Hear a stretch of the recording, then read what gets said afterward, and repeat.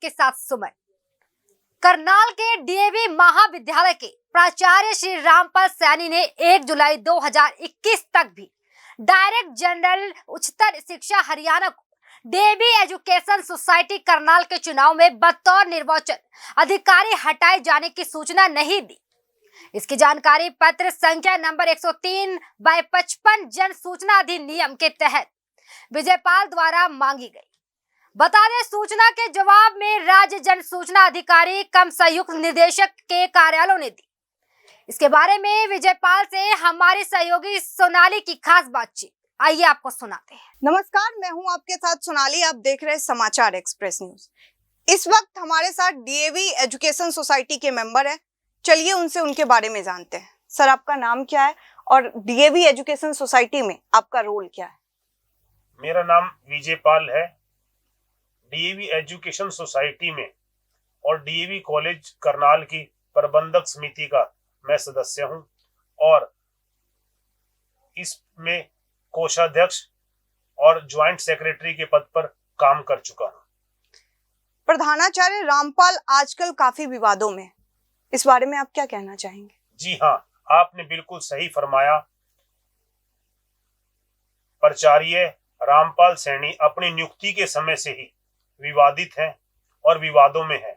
उनकी खुद की नियुक्ति को लेकर और अन्य जो असिस्टेंट प्रोफेसर कॉलेज में लगाए गए उनकी नियुक्ति को लेकर और फाइनेंशियल मिसमैनेजमेंट को लेकर और उनका जो रोल रहा पक्षपातपूर्ण और निष्पक्षता से बहुत दूर, उन सब वजह से वे आज विवादों में हैं, क्योंकि उन्हीं के लापरवाही और घोर उपेक्षा की वजह से आज डीएवी कॉलेज करनाल की मैनेजमेंट का और डीएवी एजुकेशन सोसाइटी का चुनाव नहीं हो सका।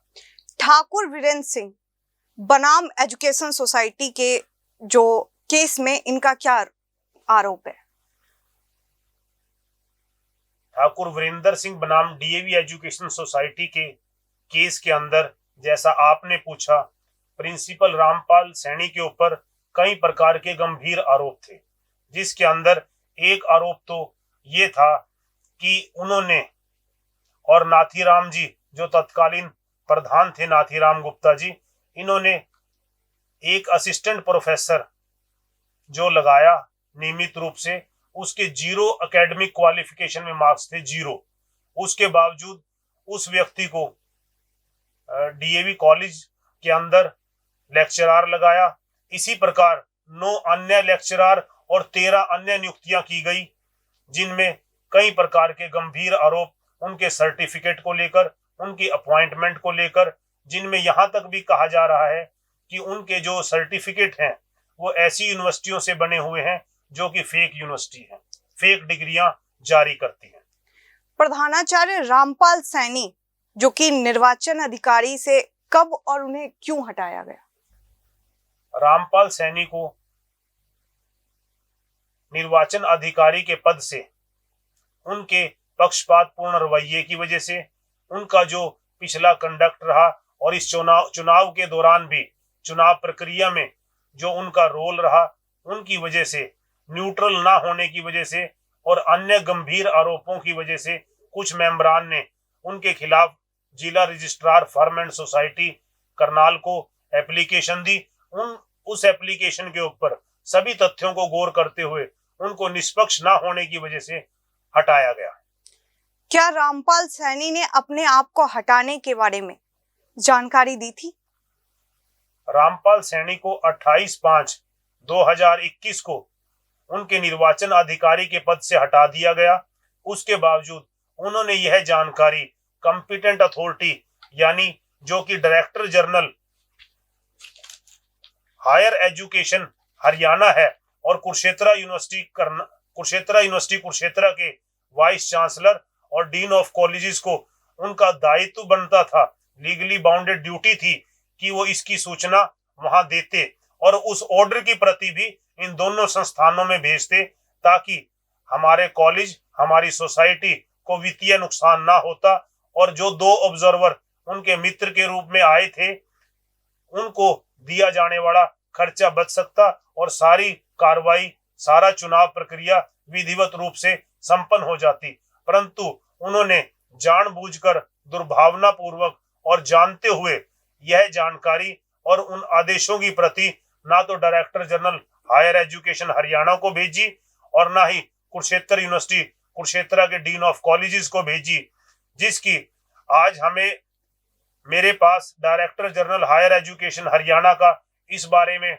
जो मैंने आरटीआई में जानकारी मांगी थी उसकी सूचना आज प्राप्त हुई है, जिसमें प्रथम नंबर के ऊपर जो यह जानकारी है यही लिखा गया है कि उसने सूचना आज तक भी वहां पर उपलब्ध नहीं कराई, ना ही कोई दस्तावेज वहां सौंपा, जिसकी वजह से वो घोर लापरवाही और अपने कर्तव्य और पद के प्रति कोताही करने के दोषी भी है।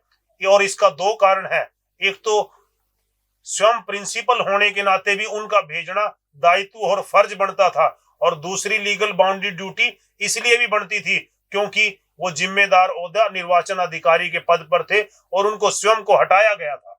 उन्होंने यह इंफॉर्मेशन विद हेल्ड करके एक बड़ा अपराध किया, संस्था के प्रति भी और इन इंस्टीट्यूट्स के प्रति भी और कॉम्पिटेंट अथॉरिटी के प्रति भी।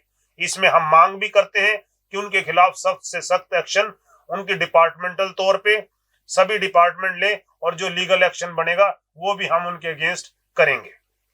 इन सबको देखते हुए आप गुरुओं के बारे में क्या कहना चाहेंगे? गुरुओं के बारे में मेरी बचपन से जो सोच रही वो महर्षि दयानंद जी के सिद्धांतों से, उनके असूलों से और वेदों के अनुसार रही, और सत्यार्थ प्रकाश में और अन्य उनके अंदर जिस तरह महर्षि दयानंद जी ने गुरुओं की महिमा बताई। महर्षि दयानंद जी कहा करते थे, माता पिता आचार्य और अतिथि की सेवा करनी ही सच्ची देव पूजा कहलाती है। इसी तरह अन्य जगह भी कहा गया, गुरु ब्रह्मा गुरु विष्णु गुरु देवो महेश्वरा गुरु साक्षात पर ब्रह्मा तस्मै श्री गुरुदेवा नमः। अर्थात गुरुओं का जो स्थान है वो सर्वश्रेष्ठ है। और भी कहा गया है कि गुरु गोविंद दोनों खड़े काके लागू पाए, बलिहारी गुरु आपने जिन गोविंद दियो मिलाए। यानी जो गुरु का दर्जा है वो भगवान से भी बढ़कर है। इसमें कहा गया है कि गुरु और भगवान दोनों खड़े हैं, किसके चरण मैं पहले स्पर्श करूं। इसमें कहा गया है कि मैं तो गुरु के चरण पहले स्पर्श करूंगा क्योंकि उसी के माध्यम से भगवान के परमपिता परमात्मा के दर्शन हुए हैं। अर्थात गुरुओं का तो इतना बड़ा स्थान हमारे वेदों में हमारे सभी बड़े बड़े महर्षियों और कवियों ने कहा है, इसलिए गुरु का स्थान मेरे मन में परमात्मा से भी बढ़कर है। परंतु ये जो प्राचार्य रामपाल सैनी है ये वो गुरु नहीं है, ये तो कलयुगी गुरु है। ठीक है सर, विजय पाल जी आपको हमारे साथ जुड़ने के लिए बहुत बहुत धन्यवाद।